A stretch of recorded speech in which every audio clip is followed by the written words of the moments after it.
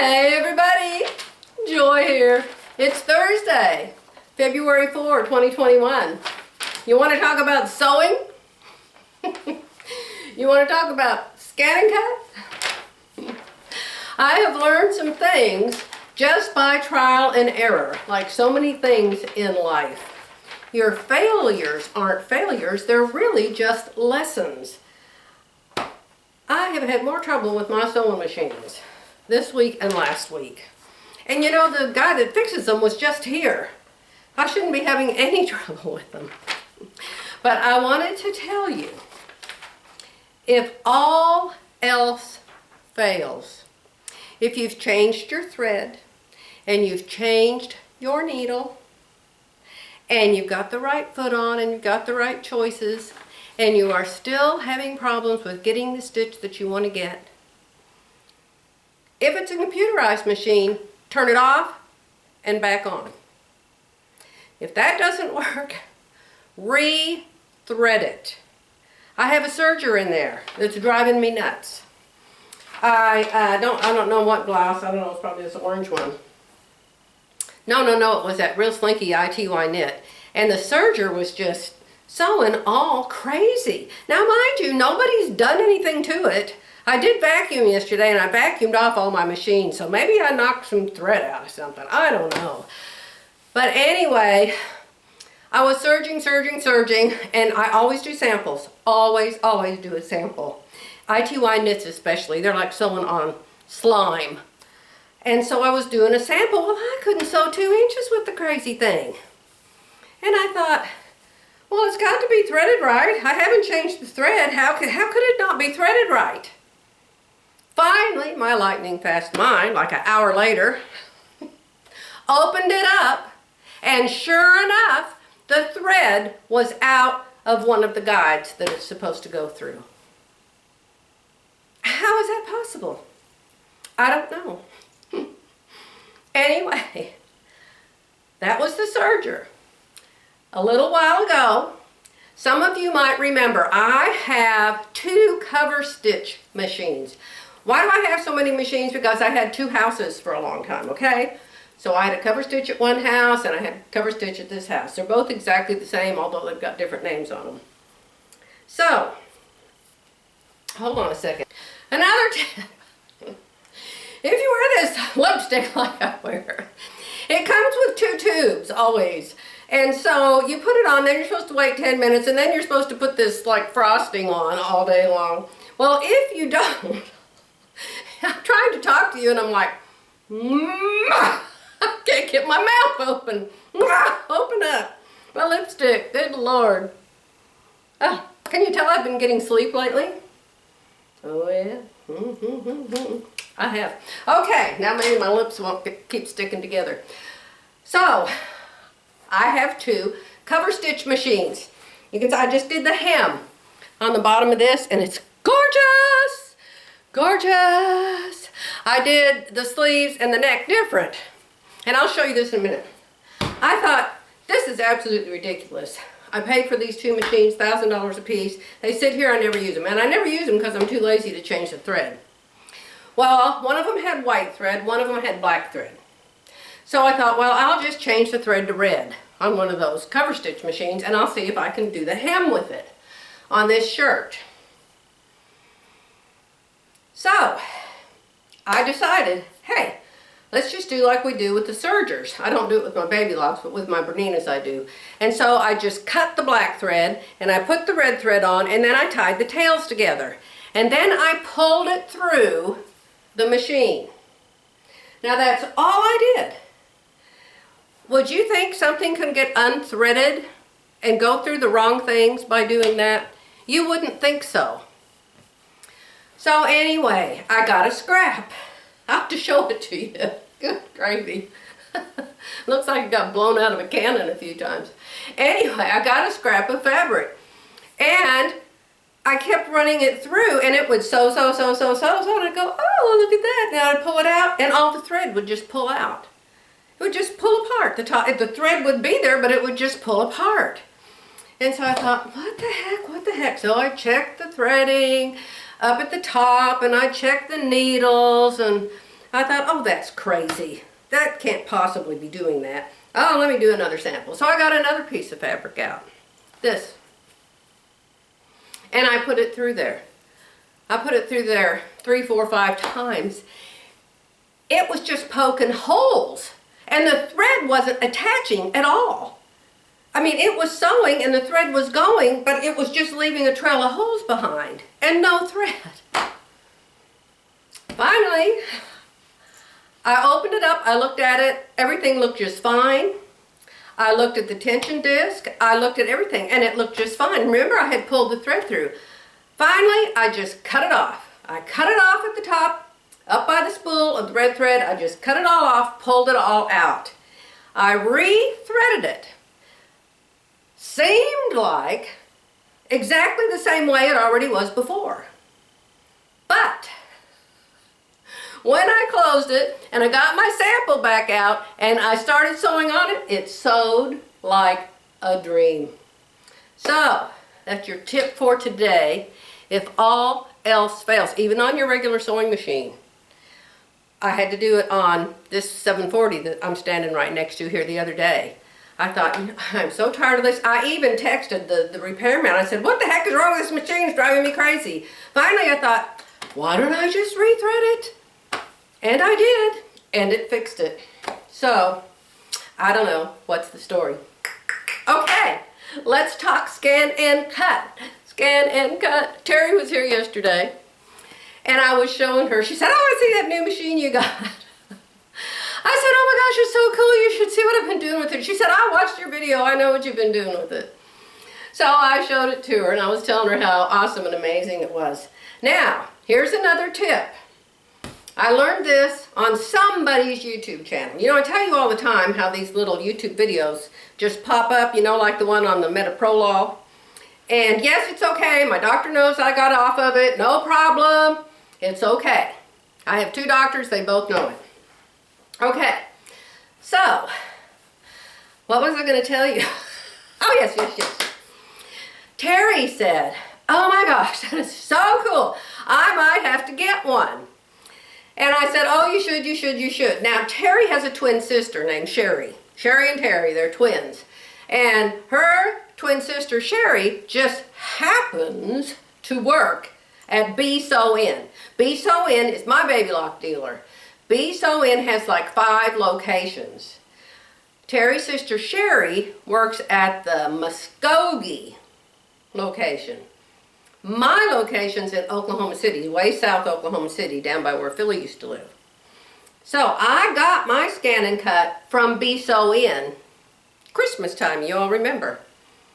So just out of the blue, this video popped up because I've been watching a bunch of ScanNCut videos. And it came up and it said, what's the difference between, no, it was a live video, and that Faye Fan Balzer girl was doing this live video. I was watching the rerun, but somebody asked her, what's the difference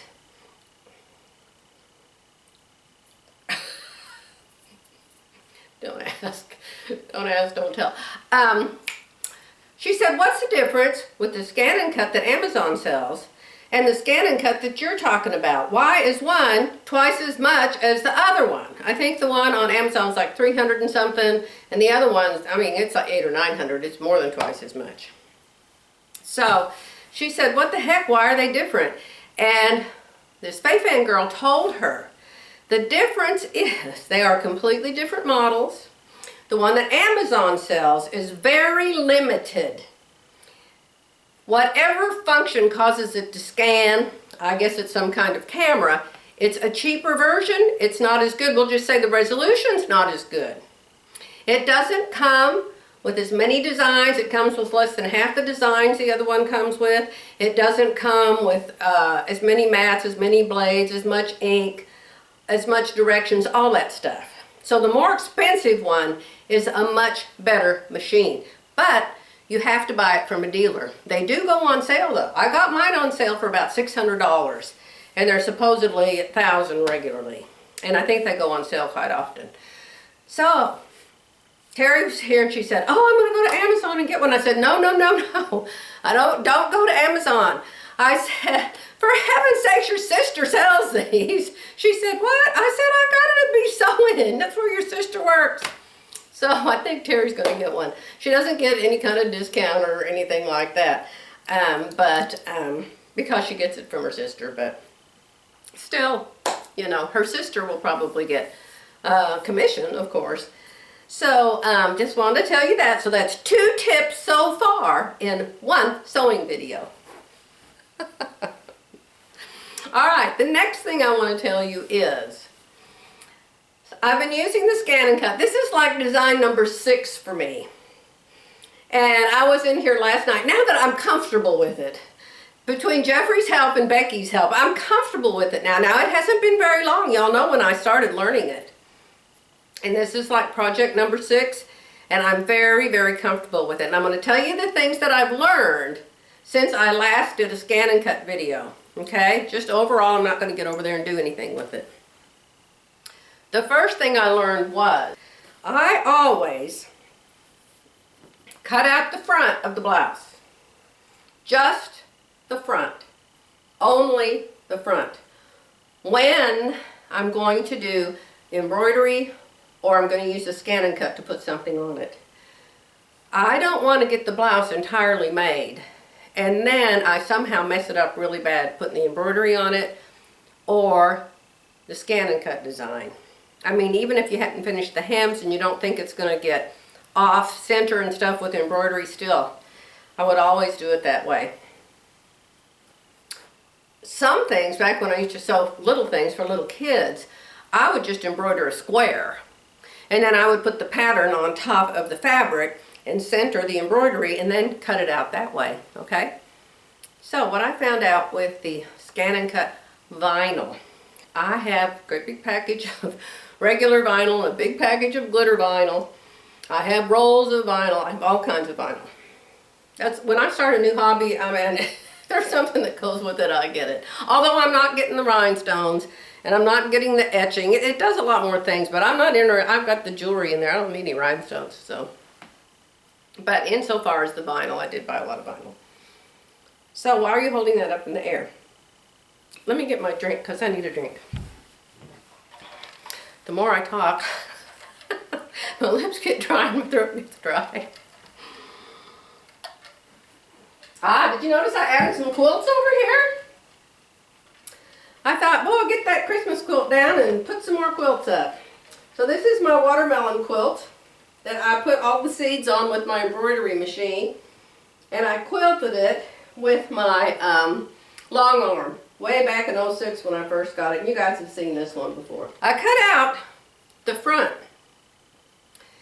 But then I didn't know what color to use on it. You know, I'm 70. You know, I don't want to look like a complete fool, you know, putting something on my shirt. So I didn't want it to be super bright. And I thought, oh, I don't want to put glitter because it has words. And I thought, oh, I don't know. I don't want the words to show clear across the restaurant or, you know, wherever I might go. And so I was trying to keep it more in line with the fall color that it was, which is orange. So on this one, I made the words in black. They show it pretty good. But I wanted the coffee cup and the camera to be a different color. And I knew that I was going to wear this with brown pants. And so I decided to put a brown coffee mug and a brown camera. Catalina said, Joy, you can barely see that design. And she's right. You can barely see it. In fact, I think she said it about the second shirt, but I told her you should see the first shirt. So this is the first shirt. So this has black letters and a brown camera and a brown mug. And let me tell you about the design while you're looking at the colors that don't show up very good. I've been looking and looking and looking and looking for SVG designs because I tried to do my own design when I made this. And I thought, well, it's got a scanner on it. I'm just going to type up some letters and some words. I'm just going to scan it. So I just typed in one hand and in the other with Word. And then I printed it out on a piece of copy paper, and then I scanned it. I decided that since I wanted to, what I saw was someplace on YouTube, I saw this, only this said coffee, C-O-F-F-E-E, and this said camera, C-A-M-E-R-A. I said, well, I'm just going to put a cup of coffee and a camera, okay? So I went to somebody on Etsy, and I found two different people. I found the camera, I found the cup. Well, they're SVG files. These words were Word document. I'm using Canvas Workspace, the online Canvas Workspace, to arrange my designs because it's much easier there. So I thought, oh, I'll just download that Word document here into Canvas Workspace. And then I can combine it with the coffee cup and the camera. Guess what? Canvas Workspace doesn't read Word documents. I spent hours and hours and hours, probably 6 hours, on this one little thing. So I had the in one hand and on the other as a Word document. It said in my book that the ScanNCut can read 4 file extensions, or whatever you call those things, and none of them were Word documents. So I went back to my computer and I thought, well, there's got to be some way. I mean, how do all these people on the internet change these documents to SVGs, which are scalable vector graphics? I said, how do they do it? So I asked somebody. Oh, it was Word. It was the Word people. And I was going to buy this new Word. And it was a monthly subscription type Word, and it's like, you know, Word 2020 or something. Mine's 2007. It's pretty ancient. Are you bored to death with all this?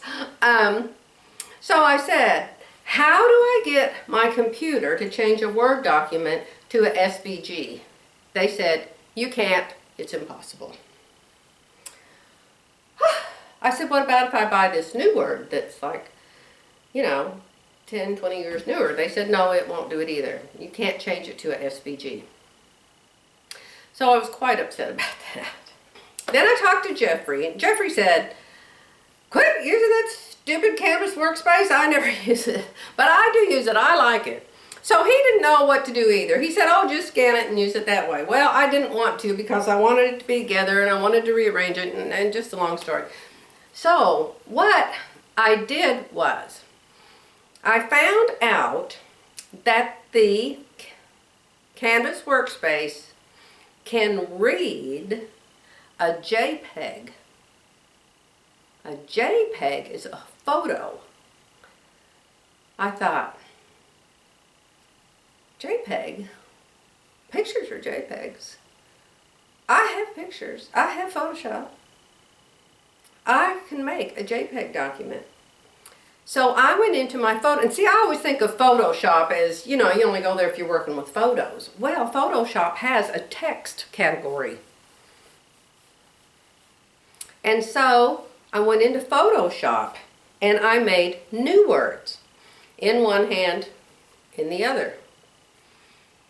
And that way, when I downloaded it to the workspace online, it changed it to an SVG. It could read it, it picked it up. So I did that, I tried that for a while. Then, you know, my lightning fast mind.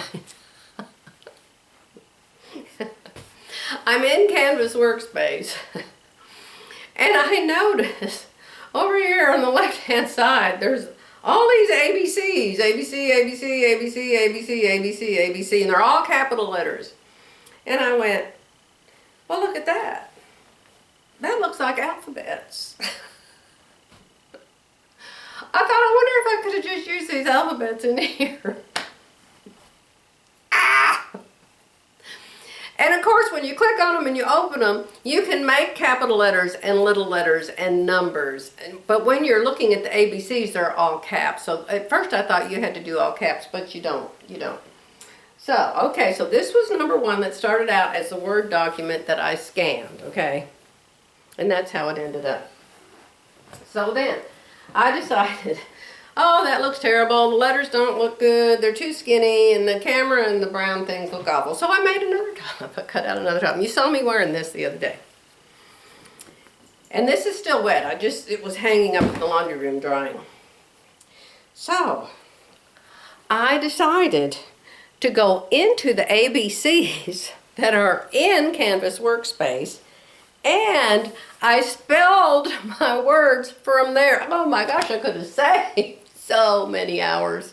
But you know, when you go to this much trouble to learn the tips and the ins and the outs, you remember it. I promise you, this was a long lesson and I won't forget it. And then I also decided that I like it better all one color in this case. So, and this is the one that Catalina said, well, you can hardly see that. Well, to me, you can see it just fine. I think, can you see? It's turquoise. And I'm making this color. I already made some orange, what the heck do you call them? Ski pants. They're not ski pants. Leggings. I made some orange leggings to go with it. And I was wearing that when Terry came over yesterday, and she's like, oh my gosh, we have to get one of those. And so I'm going to make this color next because Fabric Mart Fabric had all their activewear. I've been looking at their activewear for a while. It's got tons of stretch, and that's what it's for, is leggings. But every single one of them said shiny. And I thought, well, what does shiny mean? And I blew it up and I looked at it and I thought, well, it doesn't look shiny. So I hope when I get it, it doesn't look like, you know, giant mirror on my butt or something. So I wanted to tell you that. Oh, and then I also want to tell you, back to sewing, back to sewing. When I wear this, it pulls. This pattern right here is not this one. This is the Fit Nice Dolman sleeve. This is the one that I had the pretty dress made out of. The dress is over there on Instagram. And you probably saw me wearing it. If not, I'll put a picture of it. I'll put a picture right here of the dress.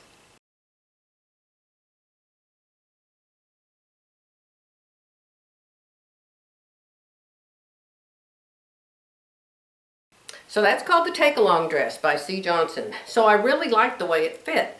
But when I made it, first time I made it out of ITY. ITY is slinky, and it's very, very, very stretchy. The second time is this.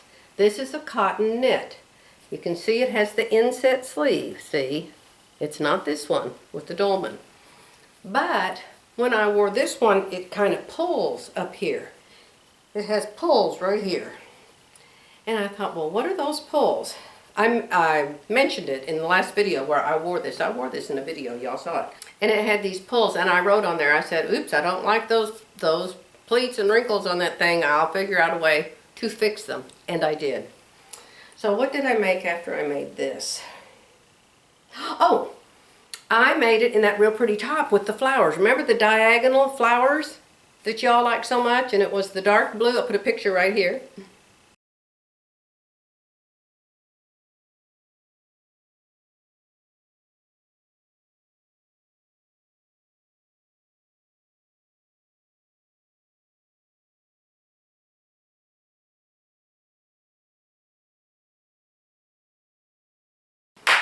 Okay, how about that? I tell you, I'll make a pattern 10 times if that's what it takes until I get it to fit me good. This one today, this one came out crazy on the bottom. I don't know why, and I'll tell you what I do when that happens. This garment has an FBA in it, but it's a very small FBA because it's so big already, you know, with the ease and everything. So what happened is it needs to be longer in the front. So every time I make this pattern, which is the Fit Nice Dolman, it comes out way longer in the back. Well, way longer, 5/8 inch. Comes out 5/8 inch longer in the back than the front. So you can see it in the mirror and you can think, what's wrong with this garment? Why does it look like that? So I have this ruler. You can use a yardstick. I have this ruler. It's metal. It's real strong. I'll get in front of the three-way mirror and I simply measure 4 places. I measured right here, center front, it was 35. I measured over here. I made sure it was 35. I measured in the center back. I made sure it was 35. And I measured over here and I made sure it was 35.